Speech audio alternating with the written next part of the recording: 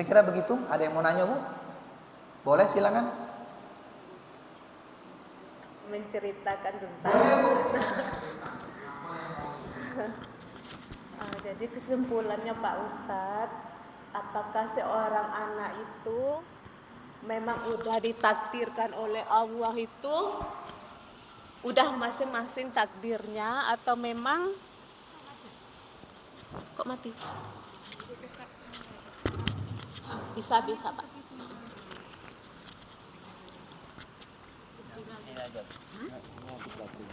Oke.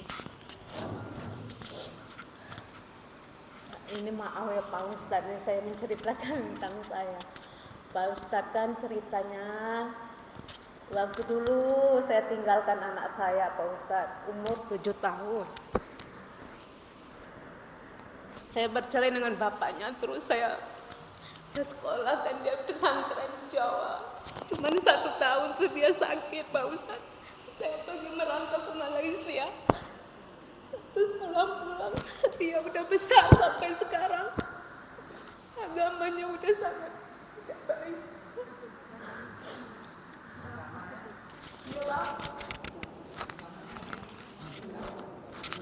Bukan pindah Pak, cuman agak kurang gitu. Sholat juga susah. Apalagi waktu dia nikah itu Pak Ustadz, waktu dia baru mau nikah itu, dia bilang, "Ma, saya mau nikah, boleh nggak izinkan?" Saya di Malaysia Ustadz, saya tidak tahu keluarga calon itu, saya nggak tahu keluarganya bagaimana. Padahal dari kecil anak saya paling baik Ustadz. Dari umur baru lahir sampai terakhir saya berpisah dengan dia, paling baik Ustadz. Saya tahu waktu kami berpisah, saya taruh dia di pesantren di Jawa Timur Ustadz. Saking saya menyayangi anak, ingin agama anak baik. Setelah saya sampai di Malaysia, anak saya sakit cuma 1 tahun tuh kembali ke Indonesia. Saya tinggal di Kerinci Pak Ustadz. 1 tahun terus dia sakit Ustadz. Berarti dia umur 8 tahun kembali ke rumah. Nah, terus saya pulang dari Malaysia, dia udah besar, udah bekerja, kemudian dia bilang, "Ma, boleh nggak izinkan saya mau nikah?" Terus saya nggak kenal istrinya gimana, keluarganya gimana gitu. Terus sampai sekarang memang sangat susah diajak untuk melakukan agama yang baik, susah. Sebab keluarga daripada istri itu memang keluarga besarnya memang jauh dari agama Ustaz. Jadi maksud saya, apakah seseorang itu memang udah ditentukan? Kan orang Islam itu pedomannya kan Al-Quran ya Ustaz. Itu sebagai jalan kita untuk menuju kebahagiaan, selamat ya Ustaz ya, disayang Allah ya. Itu istilahnya. Apa memang udah ditentukan orang-orang itu, oh si A dia golongan yang memang kayak gini, si A memang udah kayak gini, atau memang bisa kembali Ustaz gitu. Ya hanya itu Ustaz. Assalamualaikum warahmatullahi wabarakatuh. Memang apa yang saya sampaikan tadi terbukti kenyataannya memang ya. Anak itu bisa kita suruh sholat itu umur 0 sampai umur 14. Di situ terjadi pembiasaan. Sholat itu dibiasakan sebenarnya. Makanya disuruh Rasul dipecut, dipukul itu pemaksaan. Ketika di SMA besok tidak sholat, ini pelajaran dari umur 0 sampai 14 nanti akan kembali yo dengar, kupingnya akan dengar saat masuk umur 40. Akan lantang lagi, tapi harus diisi. Kayak mangkok itu di bawahnya sudah ada isinya dulu. Nah kalau dia kosong, apa yang mau dia dengar? Itu pertanyaannya. Makanya Rasul mengajarkan pukul anak itu kalau sudah 9 tahun. Kenapa? Itu artinya bahwa dasarnya itu dari bawah ini dulu. Nah, perkara punya ibu tadi, yang jelas untuk tanggung jawab anak besok itu memang kedua orang tua. Bahkan yang paling besar tanggung jawab dalam Quran itu adalah bapak. Al-Quran bilang bapak itu kalau lari, kalau dia sebagai anak, bapak sebagai bapak, begitu dia di surga itu dia nampak anaknya. Sebagai seorang suami dia nampak istrinya. Jadi dosa anak, dosa istri itu ditanggung suami. Quran yang bilang. Saya lupa aja, nanti saya bacakan minggu besok. Jadi dosa istri ditanggung suami, dosa anak ditanggung bapaknya. Ibu di mana? Ibu ngikut suami. Ibu ikut suami.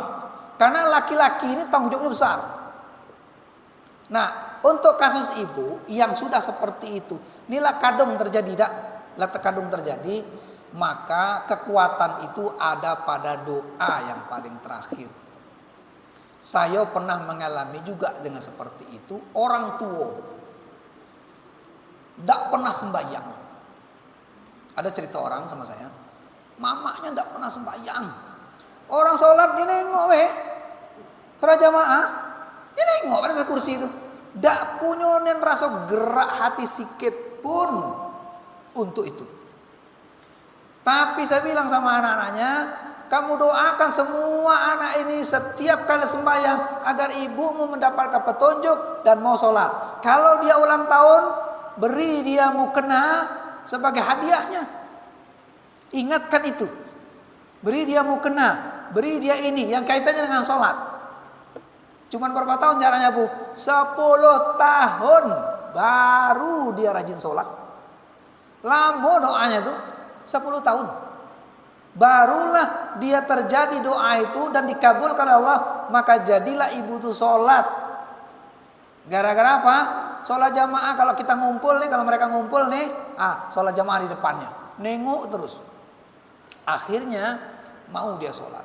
Berkat apa itu Bu? Doa, kasih sayang, kemudian hadiah, apa? Petunjuk-petunjuk. Nah kalau anak, ibu doakan, kemudian ingatkan kembali pelajaran-pelajaran keagamaan. Yang penting mulut kita sampaikan. Nah, belajarlah sholat misalnya gitu. Sampaikan aja. Mau dia maki kita, mau dia marah kita, nggak ada urusan. Yang penting sebagai ibu, ingatkan dia pakai WA. Jangan ibu ceramai dengan kirim video-video. Tersinggung dia. Ini orang sok suci nih. Nah, karena kita gitu tuh. Sok suci nasihat-nasihatin aku. Nah kan gitu kan. Kadang-kadang kita ini kalau ngirim-ngirim video yang bawa-bawa penceramah ke orang, kadang-kadang bikin orang tersinggung. Sok suci kita dianggapnya, padahal dia juga nggak beres kok. Nah kan gitu pikirannya. Jadi kita tidak usah terlalu banyak menceramah begitu, tetapi memberikan harapan. Nah aku doakan kau ya, semoga kau masuk surga, selamat dunia akhirat. Dekatkanlah diri kau kepada Allah. Sentuh dia dengan hati ibu. WA. Dengan bahasa WA. Kalau enggak dengan pakai dengan voice, suara. Sampaikan itu.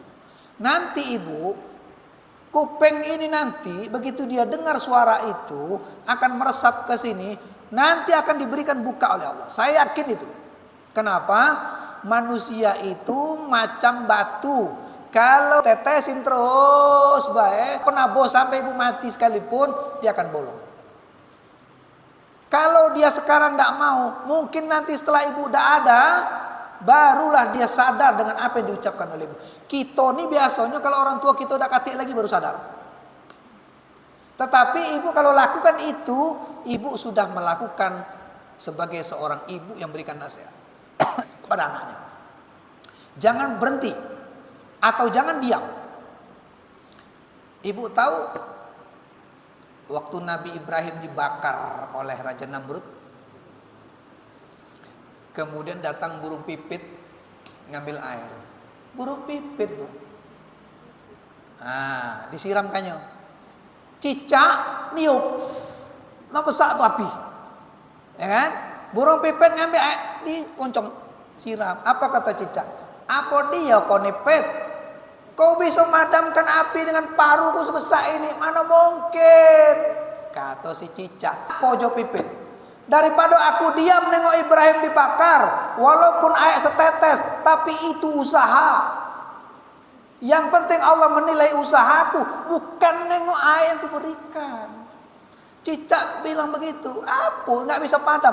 Memang aku tahu nggak bisa padam. Daripada aku diam menonton, mendingan aku berbuat walaupun sedikit. Sama dengan ibu tadi.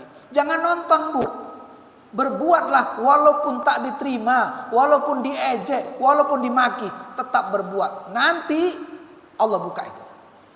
Ibrahim mati kan buktinya. Selamat dia. Apinya mati. Ibrahim tidak selamat. Ibrahim selamat. Itu walaupun pipet, itu walaupun kecil, tapi usahanya, niatnya, semangatnya untuk membantu Nabi Ibrahim. Itu kisah itu inspirasi buat kita itu. Makanya kalau nengok sesuatu itu jangan nonton. Allah mana mampu kita berbuat sebanyak itu. Tidak mungkin aku bisa memadamkan. Tapi jangan bicara tidak mungkin. Allah lebih menilai usaha, ya, walaupun kecil usaha kita, tetapi kita punya niat untuk berjuang membersihkan atau membantu orang itu sudah dinilai pahala yang sangat tinggi. Itu kalau saya pahami dari cerita ini, sebagai seorang ibu jangan cukup berhenti dan menonton, tetapi berbuatlah bagaimanapun caranya. Mungkin lewat istrinya, mungkin lewat tetangganya, mungkin lewat kawannya. Mungkin ada kawan yang disegani, ceritakan dengan kawannya, biar disampaikan pesan-pesan ibu itu tadi. Atau kalau ibu tidak mampu lewat ucapan dengan WA, lewat kawannya. Atau keluarga itu sudah memang keluarganya sudah jauh dari agama, mungkin ibu bisa tarik lewat kawannya. Dekatkan dia dengan agama. Artinya itu jangan pernah diceramai lah. Kalau diceramai mereka biasanya mereka nggak mau kalau diceramai. Tetapi doa dengan harapan kepada Allah, dengan usaha walaupun sedikit tetap ibu berusaha. Kalau ibu meninggal besok, ibu lepas dari tanggung jawab itu. Kenapa? Karena ibu sudah berjuang. Tinggal lagi anaknya. Anaknya tidak mau dengar, berarti belum terbuka hatinya. Nah, nanti kalau dia sudah sadar, saya yakin nanti satu saat voice note ibu itu bisa didengarkan lagi oleh dia. Atau itu tersimpan. Kalau kita tidak tahan, Bu, pakai nggak bisa nulis, pakai voice note, ibu cerita di situ, ibu jelaskanlah dengan sentuh dengan hati dia. Itu insya Allah anak, Bu, yang namanya anak, Bu, tetap dengarkan apa kata emaknya. Nanti dia akan tarik dirinya itu dari keluarga itu, artinya itu dia akan berbuat. Saya yakin itu. Ya, Bu, ya. Jadi doa, usaha macam-macam, lewat ibu bisa, lewat tetangga bisa, lewat kawan bisa, lewat siapa lagi yang bisa dia dekat dengan di situ. Itu usaha kita. Apapun itu. Jangan pernah diam, Bu. Jangan pernah diam ataupun nonton. Pasrah. Alahku pasrahlah, mati-matilah sudah. Jangan begitu. Ya. Ingat pesan burung pipit. Walaupun sedikit, aku tetap melakukan karena aku bertanggung jawab untuk membantu Ibrahim. Itu yang penting. Semangat ini kita gunakan. Saya kira begitu ya, Bu. Ya, kita berdoa mudah-mudahan anak ibu diberi hidayah oleh Allah Subhanahu wa taala. Amin ya rabbal alamin. Ada lagi yang mau nanya? Ada lagi? Boleh yang lain, Bu. Jangan kisah ini, boleh kisah lain boleh.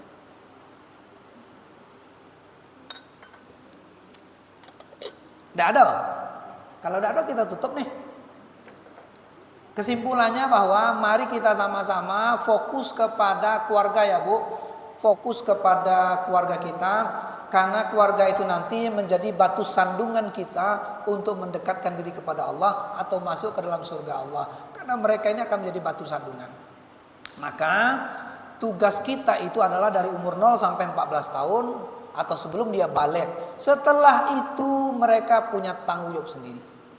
Maka kalau umur 0 sampai umur 18 tahun ibu tidak pernah berbuat apa-apa, maka ibu belum ada belum ada kontribusi kepada mereka. Nah, kalau ibu sudah terlanjur, maka berbuatlah setelah itu.